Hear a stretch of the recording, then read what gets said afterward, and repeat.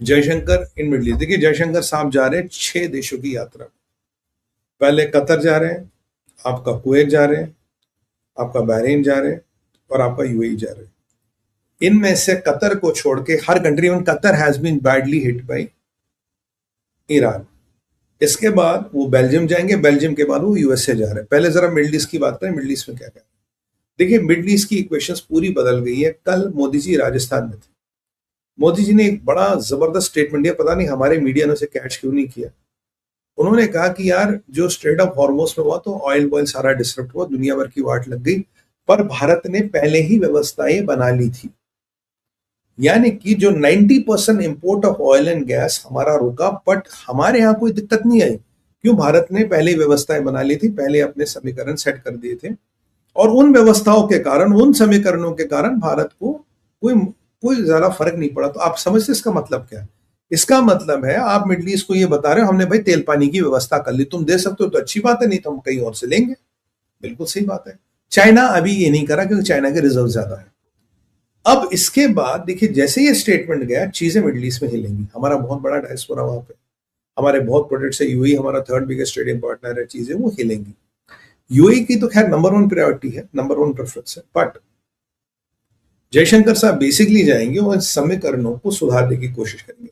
Diplomacy में क्या होता है कि अगर आप मुझसे ए नहीं ले रहा, मुझसे बी लो। आप तेल नहीं ले रहे तो कहीं और ले लो, किसी और का व्यापार करते, कुछ और आदान प्रदान करते, ताकि वहां का काम भी चलता रहे, यहाँ का काम भी चलता रहे। बट भारत सरकार ने और मोदी जी ने मौके पे चौका मारा है और बहुत जबरदस्त अपनी मिडल ईस्ट से ऑयल डिपेंडेंस हटा दी। But again you have to balance the trade, you have to balance the equations. अगर ये नहीं हुआ तो क्या, ये नहीं हुआ तो उसके लिए जयशंकर साहब जा रहे हैं। इसीलिए अजीत डोभाल साहब नहीं जा रहे, जयशंकर साहब जा रहे हैं, और वहां अपने काउंटर पार्टों से बात होगी। ये भी तय मान लीजिए कि ये युद्ध फिर शुरू होगा, उसके बाद क्या समीकरण आएंगे, डायस्पोरा क्या क्या होगा, रिपैट्रिएशन का क्या होगा, कई सारे सवाल है, कई सारे विकल्प खोजने पड़ेंगे। भाई देखिए जब पहले बैलगाड़ियां चलती थी तो सवाल आया कि अगर कल को बस आएगी तो ये जो बेचारे टांगा चलाते हैं, जैसे टांगा चलते थे ना, या कैरेजेस कहते थे इंग्लिश में, तो कैरेज ड्राइवर्स का क्या होगा? They will become jobless? No, carriage drivers became bus drivers. Carriage drivers became bus drivers, कोई जॉबलेस नहीं होता, but you have to walk through that metaphor process. तो उसके लिए जयशंकर साहब जा रहे हैं और इन 4 मुल्कों में जा रहे हैं। उसके बाद ब्रसेल जाएंगे, ब्रसेल्स में ट्रेड डील की कुछ फाइनलाइजेशन होनी है, और ब्रसेल्स के बाद वो जाएंगे यूनाइटेड स्टेट्स, जहां Bharat is trying to put a bid for being a non permanent member of the security council one more time. और काफी सपोर्ट है, मुझे लगता है वो हमें बिड मिल जानी चाहिए, दैट शुड बी ओके। या मोदी जी का 3 देशों का दौरा है, आप जानते हैं, न्यूजीलैंड जहाँ 40 साल बाद एक भारतीय प्रधानमंत्री जा रहा है, ऑस्ट्रेलिया कॉड, क्रिटिकल मिनरल्स, ये सब, इंडोनेशिया, और इंडोनेशिया के जो अभी प्रेसिडेंट साहब है, he will be our guest of honour for this republic day. आप जानते हैं Indonesia is the highest Muslim population country, but ये वही बुद्धिजीवी व्यक्ति है जिसने एक बार यूनाइटेड नेशंस में कहा था, कहता है Israel is the insurance of middle east. तुम सब तब तक हो जब तक इजराइल, अगर कल को इजराइल नहीं होगा कोई नहीं बचेगा। Very great man. और I have seen Indonesia, it's not a typical radicalised jihadi country, no, it's a very sombre country. अब भी उनके नाम संस्कृत पे गणेश जी की फोटो, माँ सरस्वती की फोटो, भगवान गरुड़, एयरलाइन उनका गरुड़ है। तो मतलब मैं कहूंगा उन्हें कहीं किसी हद तक वो सनातनी मुसलमान है, आप ये कह सकते हो सनातनी मुसलमान है। But Malaysia is a different issue, Malaysia में कहानी अलग है, Malaysia is not like this. Anyway, तो ये वहां हमारे जयशंकर साहब का टूर हो रहा है। अब जरा आईआरजीसी पे बात करें, फिर शहबाज पे आएंगे, फिर जाएंगे पाकिस्तान पे। अब आईआरजीसी ने बहुत बड़ा मायाजाल चला। आईआरजीसी ने एक बात तो मानी पड़ी, एक नया कमांडर नियुक्त किया जो आईआरजीसी की नेवी को हेड करेगा। पुराना कमांडर अमेरिका ने मार दिया। अब ये जो नया कमांडर नियुक्त किया, इसने शिपों की मूवमेंट को 40 शिपों पे रोक दिया, 40-45 शिप कुल निकल। और अमेरिका के इंटरेस्ट में 200-250 शिप निकले, वो 200-250 शिप नहीं निकल रहे, 40-45 शिप कुल निकल रहे। बट अभी इन्होंने पूरी सांठगांठ की थी ओमान के साथ। ओमान ने आज सुबह तक कहा कि जी ऐसा है, हम व्हाट डू कॉल दिस, हम अपना व्हाट डू कॉल, हम कुछ पैसे लेंगे, कुछ लेंगे, ईरान के साथ काम करेंगे, नई अथॉरिटी बनेंगे। कंफ्यूजन था इनसा। अभी अभी खबर आई है ओमान ने बिल्कुल यू टर्न ले लिया। ओमान कह रहा फ्रांस और यूके के साथ मिलके स्ट्रेट ऑफ हॉर्मोज को खुला रखने का काम करेंगे। पहली इस्लामिक कंट्री है जो नेटो कंट्रियों के साथ मिलके, जो अमेरिका के ट्रेडिशनल एलाइज के साथ मिलके कह रही है मैं स्ट्रेट ऑफ हॉर्मुज को खुला रखूंगी, और ये ओमान वैल्यू की कि Oman is a stakeholder. जिस लॉजिक पे ईरान अपना दावा करता स्ट्रेट ऑफ हॉर्मुज को, उसी लॉजिक पे ओमान का दावा। ओमान ने बोल दिया हम स्ट्रेट ऑफ हॉर्मुज को खोलेंगे। याद करिए मैंने कल आपको बोला था इन्होंने यूके और फ्रांस को धमकी दी है कि स्ट्रेट ऑफ हॉर्मुज से दूर रहो, वरना एक तरफ से आओगे वापस ही जाओगे। अब ये जिस ओमान पे ये सट्टा लगा रहे थे, ओमान ने पलटी मारी, बोला हम यूके और फ्रांस के साथ मिलकर स्ट्रेट ऑफ हॉर्मुज को खुला रखने का काम करेंगे। नेटो के एलाइज की चाबी टाइट कर रहा है, क्योंकि पुतिन ने कहा साहब ये जो रशिया यूक्रेन का युद्ध रोकना, पुतिन और ट्रम्प की 90 मिनट की बात हुई, बोला आप ये तभी रोक पाओगे अगर ये यूरोपियन इनको हथियार देना ज़ेलेंस्की को बंद करे, तब तक नहीं रोक पाओगे।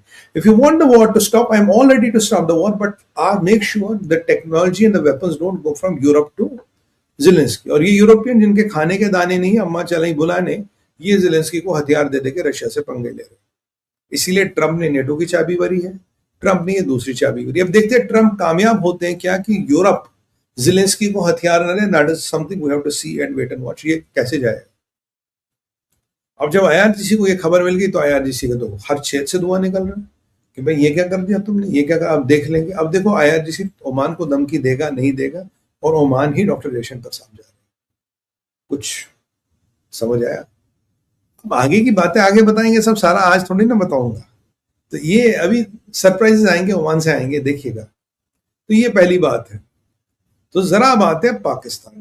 तो रशिया वाला मैंने आपको थोड़ा सा जल्दी से टच कर लूं। पुतिन की और ट्रम्प साहब की बात हुई है।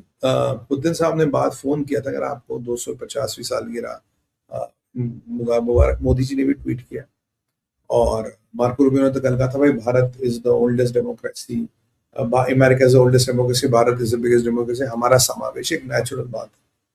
तो पुतिन ने जब बात की थी तो फोन तो शायद हाई हेलो के लिए किया था, पर 90 मिनट कॉल चली जिसमें यह बताया गया कि माना जाता है कि Putin is ready for a cease fire. Zelensky बदमाशी कह रहा मैंने सैटरडे को फोन किया था ट्रम्प को, मैंने बोल दिया, पर ट्रम्प के ऑफिस से कोई कंफर्मेशन नहीं है। ठीक है, पुतिन साहब ने बोला जो आपके स्टॉर्म शैडो और ये एफपी वाले ड्रोन्स है और जो AI वाले ड्रोन्स है, ये हमें थोड़ा दिक्कत दे रहे हैं और हम युद्ध रोकना चाहते हैं, बट आपको ज़ेलेंस्की को कंट्रोल नहीं करना, आपको यूरोपियंस को कंट्रोल करना जो इसको हथियार देते हैं। You control Europeans, the war will stop. अब the onus is on you, और आप मॉस्को आइए, आपका स्वागत है। अब ट्रम्प मॉस्को जाएंगे नहीं जाएंगे ये नहीं बोला, मुझे लगता है ट्रम्प मॉस्को भी जा सकता है, उससे कोई फर्क नहीं पड़ता, बट मुझे लगता है कि युद्ध रुक सकता है। यहाँ प्रॉब्लम ये है, चाइना ना ये युद्ध रुकवाना चाहता ना दूसरा युद्ध रुकवाना चाहता। चाइना चाहता है दोनों युद्ध चलते रहे ताकि स्ट्रेट ऑफ ताइवान स्ट्रेट्स पे हमारा वर्चस्व बना रहे। ताइवान पे I am have more flexibility as long as America is busy in that fronts. तो इसके पीछे की भी रणनीति है, वो थोड़ा अभी आने वाले टाइम में अगर ये रशिया यूक्रेन रुकने लगा, वो ईरान को एक्टिव करेगा, ईरान को हथियार देगा, कुछ ना कुछ करेगा, कुछ ना कुछ जरूर करेगा। हाँ, पर रशिया अगर अमेरिका के साथ चला गया तो सामने से नहीं करेगा, सुमड़ी में करेगा, टेबल के नीचे से करेगा, करेगा जरूर, ये आप मान के चलिएगा चाइना की प्रवृत्ति। तो ये आपने एक बड़ा इंटरेस्टिंग प्रकरण देखा कि हाउ डिड थिंग्स हैपन। तो एनालिसिस में अब ट्रम्प साहब कर पाते नहीं कर पाते देखने की बात। अब जरा आते हैं हाफ मुल्ला शहबाज शरीफ। शहबाज शरीफ का भी एक वायरल बाइट हुई। शहबाज शरीफ अब चार्ली चैपलिन, ये हमारा ईरान में था। ईरान में ये स्टेटमेंट देता है, कहता है कि ईरान हमारा भाई है, हमारे दिल एक साथ धड़कते हैं, हम ईरानियों के लिए सदा खड़े होंगे, और ईरान के अगेंस्ट जो ये अननेसेसरी एग्रेशन यूज हुआ है, इसमें हजारों ईरानी मरे हैं। यानी कि अमेरिका और इजराइल को एग्रेसर बोला है, हजारों ईरानी मरे। हम दोनों के दिल एक साथ हैं, मुसलमान बरादर है। इमाम खमीनी बहुत बड़े नेता थे, केवल शियाओं के नहीं पूरे दुनिया भर के मुसलमानों के नेता थे, और हम उनको अपना श्रद्धांजलि देने आए हैं। और हमारे ईरान के साथ, ईरान का जहां इंटरेस्ट है वहीं पाकिस्तान। तो ये आपका ट्रम्प का नंबर 1 नेगोशिएटर है। ऐसी पलटी मारी पूरी दुनिया के मीडिया में ही बाइट चल रही है, यार इसने बोल क्या दिया, ये he could have avoided this. चाहे दिल में तो ये था, मुंह पे लाने की ज्यादा जरूरत थी, पर भाई ने मुंह पे ला दिया और बोलते भाई साहब ये हमें करना है, and this is what I intend to do। ये बात कहते हैं ना, दिल की बात आखिर जुबान पे आ ही गई। ये बात समझिए शहबाज का स्पिन। अब ट्रम्प डज नो, अब शाहबाज का स्पिन ये था। अब America doesn't know how to handle this man. ये कह रहा है ईरान का जहां फायदा है मेरा, हमारे दिल एक साथ धड़कते, उनका फायदा मेरा फायदा, उनका लॉस मेरा फायदा, वो हमारा मुसलमान बिरादर है। और ये हजारों ईरानी मरे हैं because of undo aggression which was imposed on them. तो मतलब खमेनी को मारना गलती, खमेनी को अपने असिस्नेट किया। वैसे खबरें ये भी आ रही है ईरान खमेनी के असिस्नेशन के सबूत जमा करा। भाई सबूत जमा करके क्या कर लोगे? अमेरिका ने ठोकना था ठोक दिया, अब क्या कर लोगे? अमेरिका कुछ भी नहीं कर सकते। बट ठीक है, सबूत इकट्ठे करो, वेरी गुड, कीप ऑन लगे रहो मुन्ना भाई।